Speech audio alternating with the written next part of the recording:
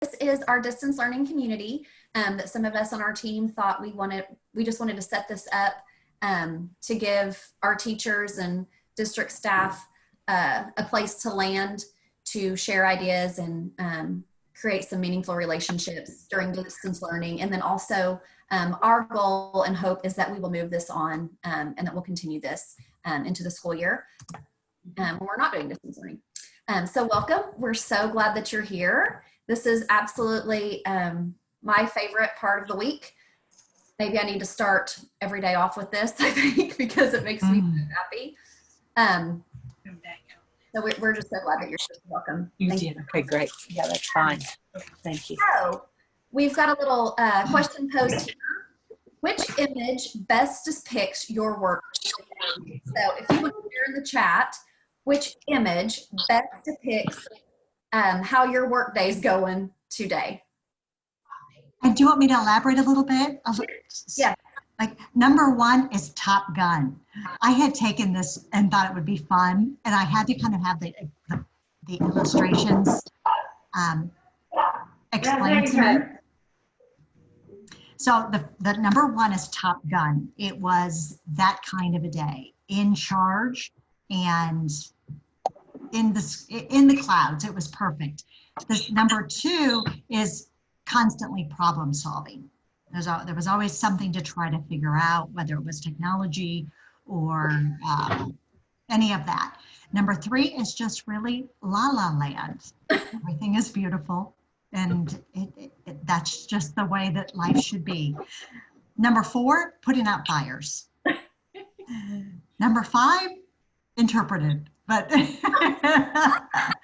it can be that kind of a day, and it can be, you know, a stock up kind of day, or it can be a poopy kind of day. And then number six is kind of feeling alone, a little isolated, all by yourself in a place. So I was gonna say, a picture from The Shining, Jill, that's a lot isolated. I love that. Thank you, Jill, for what?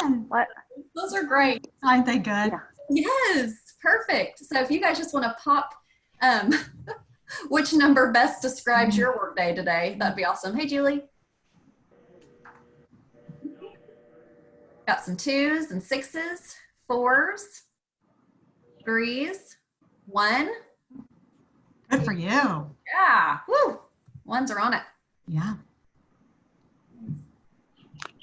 The kind of a good mix, huh? Well, wherever your workday, however it has gone up until now, we hope that this is time well spent. So thank you so much. Yeah, Jana, I understand. Absolutely. Not every day is a 2 and a 6, isn't it? Yeah. For sure. Maybe just in life. Yeah. All righty. Great. Awesome. Thanks, Jill, for those. Those are perfect. Yep. Okay. Now I can figure out how to get. Oh. Nope. Okay. There we go. All righty. So again, while we're here to have a space to share ideas. We want to celebrate successes, provide support to one another. We want you guys to be able to collaborate and to help form new and meaningful relationships. I know that this has been so good for our team. We've loved this time with you guys. We feel that we're forming meaningful relationships with all of you out there doing the work, and we appreciate that.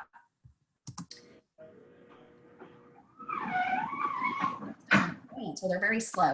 So as far as group norms, we just want to all actively participate, and that can look different for everybody. You may feel more comfortable participating in the chat. That's totally fine. You may feel more comfortable participating verbally, and that's great too. However you choose to participate, we just want you to embrace that. We want to stay focused on the big picture. We want to make sure we're all solution oriented. We want to remain positive, support one another. We want to be willing to ask, be willing to help if we can. We always love to share a laugh or two, because I don't know about you guys, but that is basically what keeps me going in life. So those are our norms, and let's get started. Okay, it's another riddle time. And Jill, you're welcome to do the riddles if you want to. You're muted. Oh, all right, the first riddle is what can you hold without ever touching or using your hands? Your breath. Yeah, your breath. Chat box, right? So go ahead and put it in the chat box. Julian? Sure. Nice. All right. All right, another 30 seconds. Dive in there.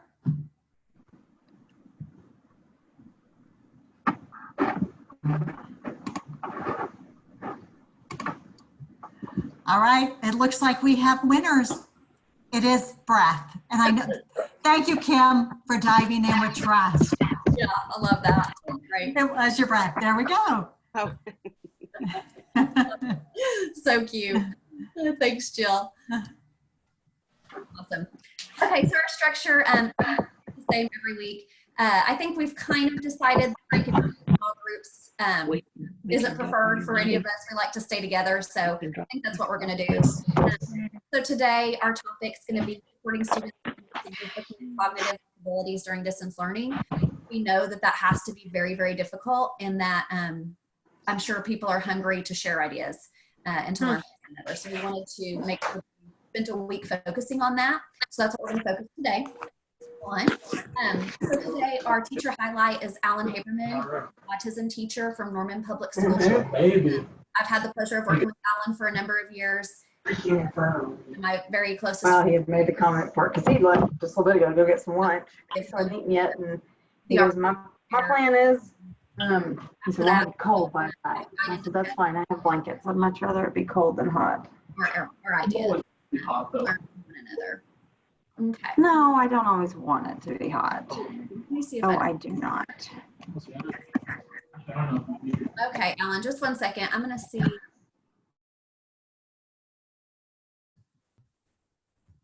I took the liberty. Okay, thank you. All right, so Alan's got us muted so that he can take the floor. I'm going to stop sharing so that you can, okay? Okay. There you go. Awesome. Thank you. Just real quick, as Janae said, I'm Alan Haberman. I've been an autism teacher at Monroe for 3 years now. My background is in ABA. I'm certified for early childhood and elementary ed, mild, moderate, severe, profound, and multiple. So I have a background potentially with all sorts of students. I will say that a lot of the students I serve are often classified as more moderate, but we're talking about students with autism who are also probably qualified for the intellectual disabled category. So we're nonverbal, we're working on a lot of skills developmentally. So that's sort of where I'm coming from with a lot of what I've shared. But there's a lot of people I know on the call that are severe profound teachers. So there'll be lots of good ideas to share and lots of good conversation, just in case my stuff might be a little more techie or not what people are digging, but I do like what I have to share. So I will stand by it. Thank you, Alan. We appreciate you. All right. So can you see my slides? Just want to make sure. Okay, great. So when I sort of started out on all this, these were the questions I sort of came up and asking myself, what do my students and their family needs right now? And I was able to contact everybody, get a good idea. A lot of my families wanted some online options and some offline options, or at least they wanted ideas about what they could do with their kids, because I'm not around and my TAs aren't around to help them all the time. I looked for resources that were familiar to my students because we use them in the classroom, or, picking Sesame Street games and stuff because I knew my students liked those things. Just trying to really make it, if it's familiar, hopefully it'll be more impactful at home. Also then just making sure that whatever I share is free and simple, both for my students' sake, but for my parents too. A lot of them don't have the strongest backgrounds with technology. They need it to be fast and accessible. As I designed my content, I was trying to make it relevant and meaningful. So a lot of like personal hygiene, fun lessons so that, mom and dad weren't having to like pull teeth to do some of the activities I was suggesting. and that it was really reinforcing what the kids may be hearing at home. So again, like I said, hand washing, personal hygiene, following the rules, eating healthy, all those kinds of things. And then finally, as I've talked to parents week to week, what changes can I make to what I'm doing so that it's more meaningful as we go on. Were there any questions or thoughts on that before I sort of show what I did? Let's see if the chat, oh, I can't get the chat to open up. I'll monitor the chat for you, Alan. Okay, thank you. So just my setup, I chose a platform called Symbaloo, which is a visual bookmark website. I know a lot of teachers in Norman are familiar with that. I preferred it over Google Classroom because, like, in all of my groups that I do with my students, I have Symbaloo boards on my screen. So the students are sort of familiar with the layout. They know how to navigate and get to the things that they especially know how to get to things I don't want them to get to at that group. Like if it's a math group and they want to go listen to that, you know, verb song for the 10th time that day. But, you know, that did give me hope that it would be a good platform to share. And because it's visual bookmarks, that sort of makes it more navigable for parents. And I'll share what mine looks like in just a moment. But so the resources I chose or have tried to draw from include Starfall, because again, those are standards-based. They are free temporarily. You can give access codes to families. My students know how to do them. They're pretty engaging because it's like cookies or for counting and things like that. So the manipulatives tend to be kind of visually appealing to a lot of my students. I then chose Epic Reading, again, free, but there's a lot of accessible books, a lot of books, because I'm serving a broad range of students, just because of the situation at my school, I'm having to serve, you know, nonverbal kindergartners all the way up to like very high functioning 5th graders. So again, this was a resource that I thought, well, this gets all of my population. They have a lot of good books that are, that will read to you, that they have like supporting videos on their website. And you can sort of track to see what people are using, how they're using it, and they get rewards. So it's really a kid-oriented platform for reading. Similarly, I chose PBS Kids, like I mentioned, Daniel Tiger, Sesame Street. I know those are things that my students really, really like. OETA, because they've aligned the content to schools, I felt that it would be potentially more meaningful even still, because families could sort of connect what their kids may be watching on television to what they're learning about in my lessons. The Super Simple Songs is a YouTube channel that I really, really love. They have, it was originally for a Japanese school who were trying to teach English, and a lot of the songs that you could find online were too difficult. And so they really made a lot of familiar songs like Take Me Out to the Ball Game and Apples and Bananas very fun and engaging for the kids. And it's also practical. YouTube is, you know, a great resource when used properly. And again, all of my students are familiar with it. And it gives some nice options. And then finally, I've been including parent articles as well, because since I'm not around to coach parents on some of these ideas, for instance, I did a lesson on where I included some bubbles, a book on bubbles and some songs on like bubbles where you like sort of pretend to pop the bubbles on the screen. But then I found an article from a speech pathologist who talked about making bubbles communication-based and playful, and how to even make a bubble solution out of like dish detergent, just so parents could just look at the article and maybe make what we were doing more impactful, and they didn't have to go out and buy a bunch of new resources or worry about like getting bubble solution in the middle of all this. So, and I've, as I note here, it was my way of sort of coaching parents without being there. because they can't always ask me every detail. I mean, some of them will, and I've tried to help, but it's just been useful. So I saw the chat pop up a couple times. Were there any questions, Janae, or? Elizabeth just said that she loves Epic. Oh, And yeah. then, yeah. And then I said that I love super simple songs. Yes. But I do love, and Kim says that it's a wonderful idea how you're helping the parents. And I agree. I feel like this is a great opportunity to help parents know how to support their kiddo. I think it's wonderful. Well, and that's the thing, is that in teletherapy, that a lot like speech paths and ABA and OT, a lot of them, it's about parent coaching. And that's been the big movement a lot in remote learning for all of these things.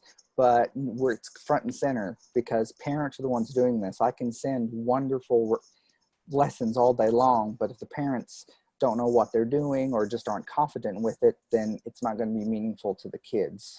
Right. And not worth their time to revisit it. Right.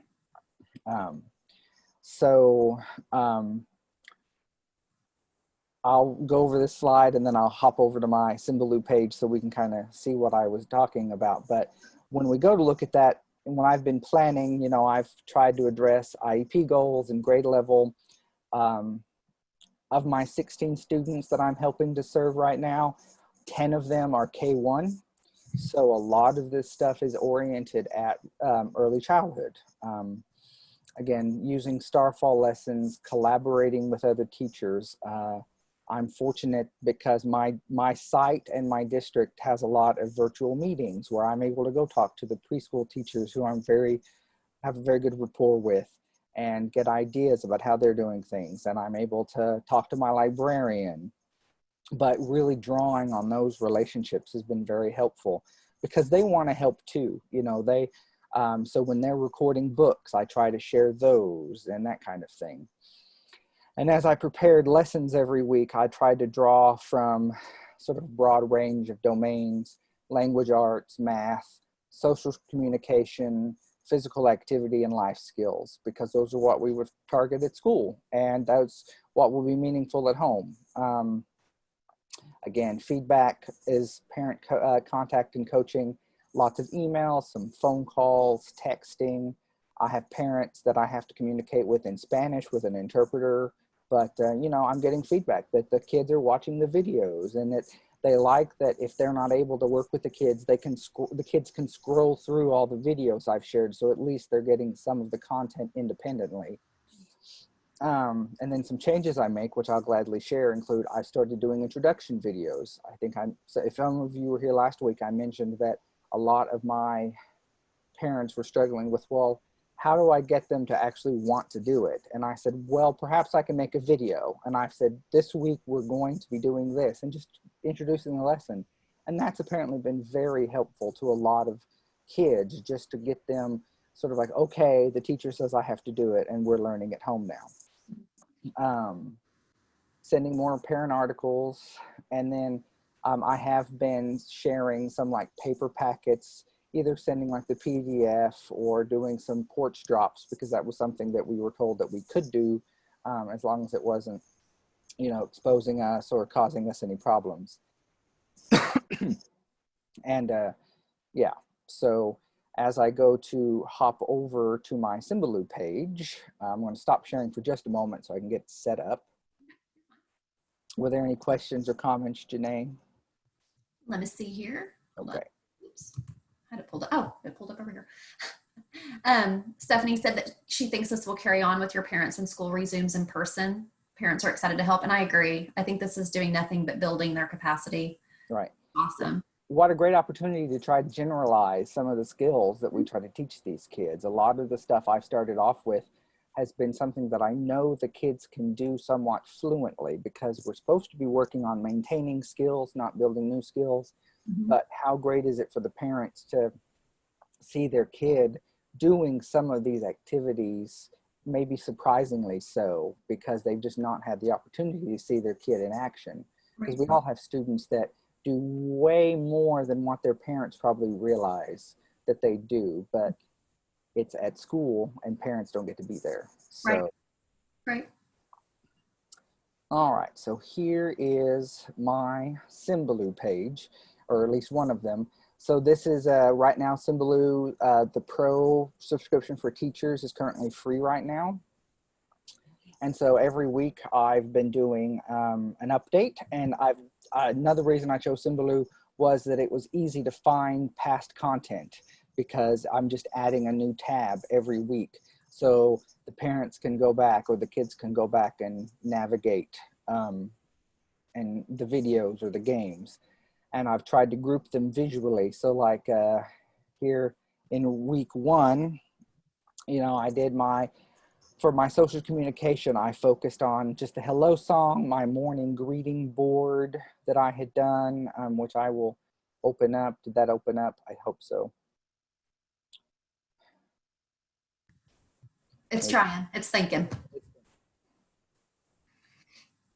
Because our district subscribes to Symbol Sticks, but if you have Board Maker, or if you make your own with a spreadsheet, just showing the parents the kind of resources that we use, maybe getting them to this matches my hello song because it talks about I am hungry, yes I am, that kind of thing. And then, so here was an example of the popping bubbles. I had a super simple song, a Go Noodle song, and then a parent article from the Hannon Center, which is a speech language center, I think out of Canada. So everything's spelled in the British Canadian way. But again, it's just a nice list of ideas about what to do with bubbles, what can you learn from playing with bubbles, step-by-step guides to, like get your child's attention, give your child a reason to ask for more bubbles, all the stuff that kind of comes naturally, I think, in the classroom, but sometimes parents just don't always think like, oh yeah, I could interrupt this play and get them to do more. And they may be afraid that if they are playfully interruptful, they've not had a lot of experience or training in that. Mm-hmm. But again, then I tried to just make sure that there was a cheap and easy recipe for bubbles at home so that parents could do it with what they had at home. And that's kind of representative of what I've done every week. So again, I started with the calendar, which on the Starfall calendar is, even if you don't have the subscription, a lot of the activities are free. So, and calendar is one of them. And my students know what the calendar is, what it looks like, and they've navigated it. Doing all this from my work computer isn't apparently very well liked. Well, the wind is making the internet super weird. Yeah. So this is the Starfall calendar, and it's really great because it's very errorless. The kids, it shows you what to point at. I'm getting an earful of that right now, so I'm going to stop that. But calendar. Calendar, yay. And this is a good resource that even if you don't share it digitally, the people who do the STAR assessment or the STAR curriculum system, they've made a lot of their curriculum free. And so they included a hand washing video with subscripts. And then they also had included the visual routine to go along with that. So that parents, could show that or draw it or create their own version if they couldn't print it. So again, I found that to be a really nice set of resources. No point in me reinventing the wheel because I know these resources were out there. Absolutely. And then let's see, was there anything else? So as you can see, I got feedback. The parents liked the articles, so I shared a lot more in future weeks. So again, just another content idea, and then I'm gonna finish up the community helpers, just because in the news, kids are gonna be seeing and hearing about doctors and nurses and custodians and all the people who've been doing a real good job in keeping society safe and healthy. So, and just trying to be positive but realistic about what I'm sharing. So I had apparently one of my students, I did a lesson on broccoli and liking vegetables, and he just said no the whole time, but he watched the whole thing and liked it. So I think it was playful for him, to get to tell me no and not interrupt me. So that's sort of my platform and my thinking about all of this. So I think that stopped sharing, and I think that was my last slide. I'll double check here. Yep, that was my last slide. So You're not going to share your video, your introduction video with us? oh, I guess I can. Yes. Okay. Thanks. You're welcome. I'm a suit and tie kind of guy, but I get kind of goofy for my kids' sake. So That's why we're here, I know. for the goofiness.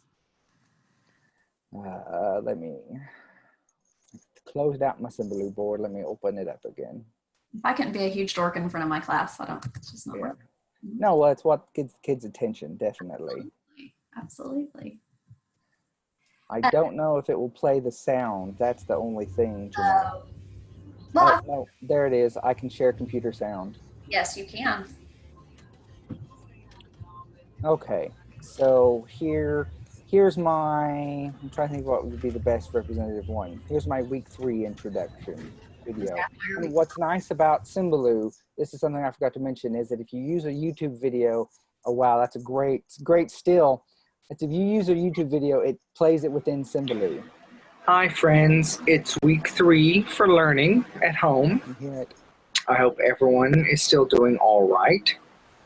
I have another 5 activities for us. First, we have a game and some books and some songs about time. Telling time is very important. We have to know where to go, but we also have to know when to be there. So when we learn to tell time, we learn when we're going to do something. We're also going to talk about the sounds A, E, I, O, and U, or A, E, O, and U, or lots of different vowel sounds, but that will help us read words better. We also have the color game that many of you know and love, as well as some color songs. It's very important that we know what the names of colors are so we can describe the things that we see, whether it is pretty pink flowers or a lovely blue bird singing in the tree. And that's enough of that. Well, it was great. Thank you. So, well, I'll share those. So if people do want to go watch, I just was very impromptu when I record those. I did have a script to begin with, but I felt it was better if I was genuine and made sort of the kind of goof ups I would make in front of the kids. That way, Right. they knew who I was. They knew it was really me. Right. So I agree. Thank you, Alan. We appreciate you. I'm going to take a look at the chat box really fast and just see. Elizabeth wanted to know if there's a specific site you usually use when you're gathering information for your parents. I often I'll Google the topic and then look for like articles from SLPs, articles that aren't trying to sell people things, but Reading Rockets was another website. Scholastic has some good things. Just sort of the go-to websites that, that are often teacher friendly, and then they often have parent specific articles. It can get kind of difficult to find some things. I did use an Autism Speaks article about teaching life skills because there were some nice bulleted points on that. I'll share my link in the chat so people can go and goof around and look at my videos and stuff and look at the articles if they find them helpful. And then I'll also put my email so people can contact me if they want. Awesome. Thank you, Alan. Appreciate that. That is great. All right, I'm going to try to share my screen now. Okay. So while Alan's sharing some information in the chat box, and before we move on to our discussion, we've got another riddle. Another riddle. Are you ready? Here you go, Jill. It's your time to shine, girl. There we go. Those who have it least don't know that they have it. Those who have it most wish they had less of it, but not too little or none at all? What is it? What is it? What is it? Go crazy in the chat box, folks. Ding, da, da, da, da. I know, I almost linked the Jeopardy phone to this. See if I can get to the chat box again. My screen's being a little, oh, whoops. It's Been me. there it is. There's the answer. It is age. Age, absolutely. I can't get into the chat box to see if anybody got in there or not. Are you No. able to? I can. Nobody, at least I don't see anything at this time. And then I jumped again. Sorry, guys. It's That was age. a tricky one. It was. Awesome, thank you. Okay, so we're gonna have a little guided discussion. We're just gonna all stay together. But this gives everyone an opportunity to share what they're doing, or for folks to ask questions if they have it. So first we'll just focus on this question. What are some ways you are providing, oh no, I messed that up. Providing learning opportunities or supports for your students. So ignore the fact that it has social emotional on there. I forgot to change that slide apparently. But so what are some ways that you guys are providing learning opportunities in any way to your students? You guys can share out loud or in the chat. So I made binders for my students this year. I used, I noticed where on something you sent me, Mrs. D's, her morning binders. And so I made those, and I was able to get them from the school real quick and give them to my parents so that they at least have that to work on with their students, since my kids can't do videos really, or, you know, the internet as much. They need real hands-on stuff. So they have binder work that they're working on. Awesome. I love those binders. We had our morning binder we did every day, and then we had, each student had a math and a reading binder too. Yep. They're great. They're wonderful. I'm going to share that in the chat box. That's it. It's on Teachers Pay Teachers, Miss D's Corner, right, Elizabeth? Yes, yes. Righty. Let's see. Google Hangouts and personal phone calls. Yeah. Mm-hmm. Been a big one too, for sure. I know my husband's been using a lot of Google Hangouts. Anybody else have any other ways that they're connecting with their students or providing learning opportunities for their students that you want to share? I've been using a website called Screencastify, where I can show a slide from our unique learning systems, and then I can talk in the video, and then I send it by email to the parents. And it's been well received. The parents of the kids enjoy it and they like it. Awesome. What was that called again? It's called Screencastify. I'll put it in the chat box, and there's also a, I'll put the code. There's a code to get a full subscription to it during this time. So I'll put that in the chat box. Awesome. That would be great. I know. Perfect. Elizabeth, have you been using Unique Learning? Yes. Have you had them access that at home? Yes. Julie told me about Screencastify. So I'll go into the lessons and video myself doing the lessons. And I also made binders this year with all of our lessons from Unique Learning. So they have a paper binder for reading, spelling, and math. And so I was able to give that to the parents also. So they can watch the videos and do the lessons with their students.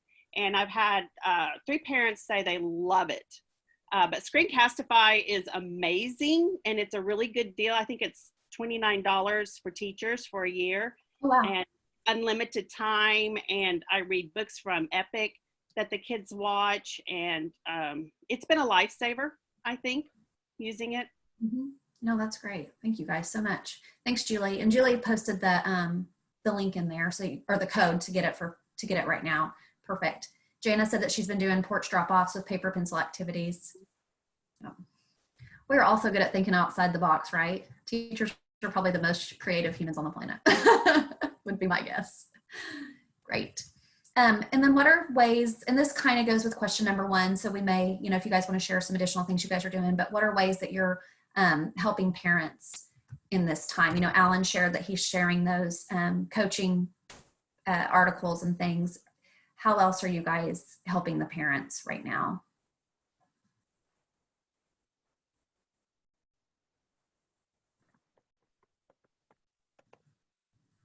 I'm sure a lot of phone calls. Lots and lots of phone calls. OT, PT, and SLPs are doing teletherapy, reaching out with emails and texting to see if they need anything, right? Because it's such a balancing act to make sure we're not overwhelming, because they've got a lot going on too, absolutely. I'm so sorry that I did not get this. I don't know why this slide is not updated. So this is what challenges or behavior needs have parents brought to your attention, which we can totally talk about, what any kind of challenges or behavior needs. Are your parents having some pretty unique challenges right now that they've needed your help with?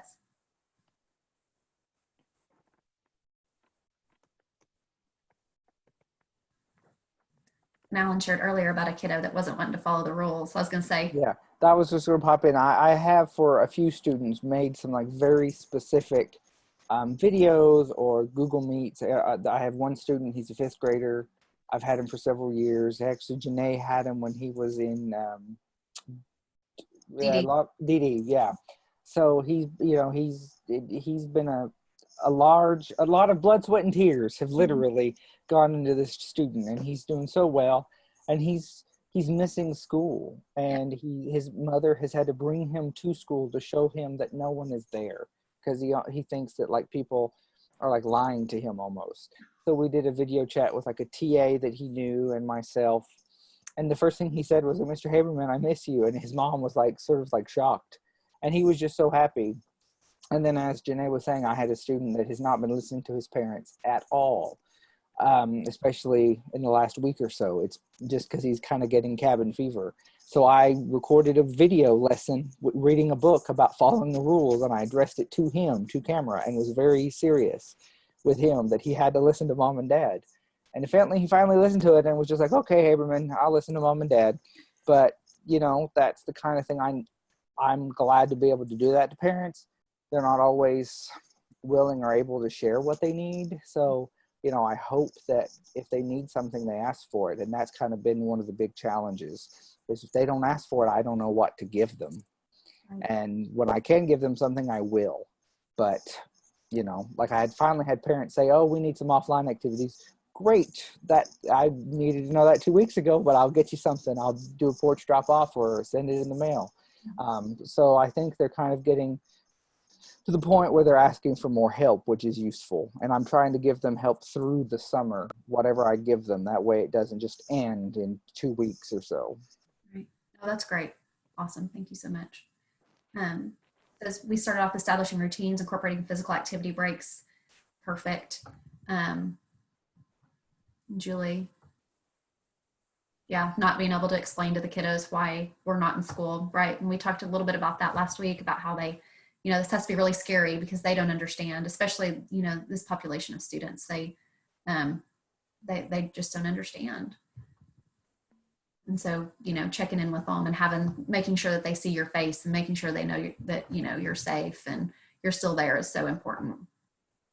Limiting work to no more than 30 to 45 minutes per topic, then take a break from school. Yeah, have to do short spurts, which I know that those of us who have worked in these classrooms know that that's how we handle everyday business, really. Our sessions were usually about 20 minutes. We'd take a break, do something else, go back, do 20 more minutes. Awesome. Anything else for that question? Oh, I love that, Elizabeth. Video texts. And then the kiddos are happy to hear her voice. Yeah, that's perfect. Love that. Love that. And then how are we problem solving through these challenges? And just like Alan said, I think that they have, once they communicate what they need, I know every teacher jumps on board to figure out how to make that happen, but making sure, hopefully they're feeling like they can. And I'm sure that, everybody's worked really hard to establish relationships with our families. And, but even so, sometimes it's hard to ask for help. I know it's hard for me to ask for help. So I'm sure that it's difficult for our families as well. Any other ideas as far as how we would problem solve through some of these challenges? Reaching out to colleagues and admin. Yeah, definitely takes a village for sure. Well, and I think that working with your team and with your principal and having good limits for like what you can and should help with versus what you need to pass on, because I know that especially for a lot of our kids, we feel like we want to do anything we possibly can but we're just not in a position to do that. And so trying to get more people into the conversation who can give resources. Right. You know, if food insecurity or rent is a problem, you know, I of course want to help with that, and I don't want to just tell parents no. And so, you know, finding my limits and knowing who to pass on a problem to is as important as anything I can do in some cases. Right. Sometimes just knowing where to point folks, what direction to point folks, you know, to get the help that they need, that's very valuable too, for sure. Lori said she's used Facebook, posted on the school community website, given not personal cell phone number. Counselors have been great about providing numbers for resources. Does anybody do Zoom meetings with their students? Alan does.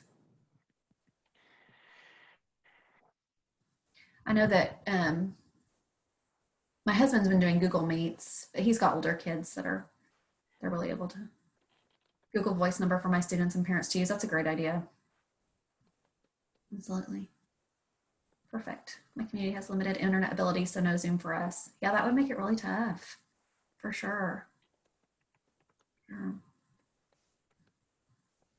One Zoom meeting just for fun, nothing educational. That's awesome. Yeah. Oh, nice. Junior hires, they can call on Google Voice between 8 and 4. That's great. They know that you're available at any time during that time. That's great. Yeah, you have to limit the time. They miss you guys, for sure. Absolutely. They want to call it midnight, probably because they're all staying up all night. Those teenagers talk about video games, right? You know, you teach middle school and high school. That's great. All righty, I'm gonna move on to our next slide here. Okay, and so we'll skip this slide because this is whenever we were breaking into small groups and then popping back over with everybody. So if you guys have anything else to share, please feel free to pop in or post in the chat box as we're moving through here. We will, we always print off the chat box or include the chat box in our email, our follow-up email to y'all, so that anything that's been shared or any questions that have been asked and answered, you guys have access to that. So anything at all, any question, resource, whatever, post it in the chat box and it'll be addressed. All right, Jill, you're on. All right, last fun activity, here it is. Would you rather have eyes that can capture everything on video or ears that can record all sounds? Go.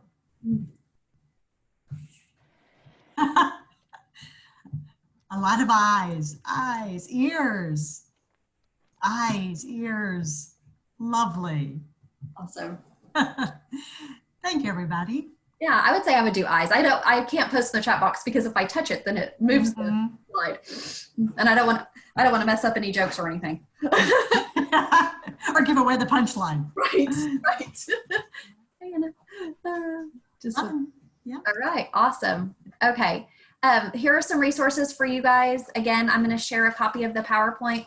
We remembered to record this one, so we can share the recording as well. We'll share the chat box with you guys. Lori has been taking notes so that we make sure that we've captured everything that's been shared. If you guys have any other questions, please feel free to email any of us. You can email me, Jill, Lori, or Kurt.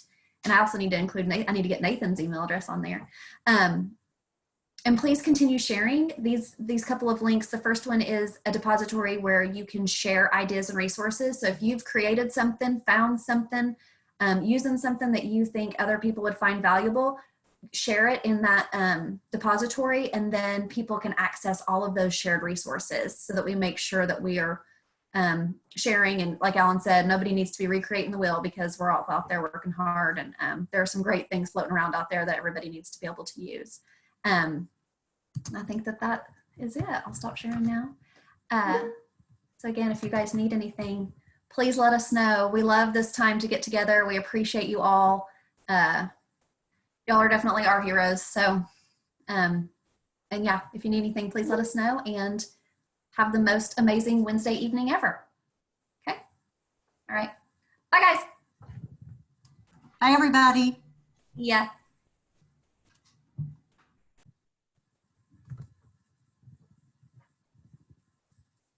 See you later.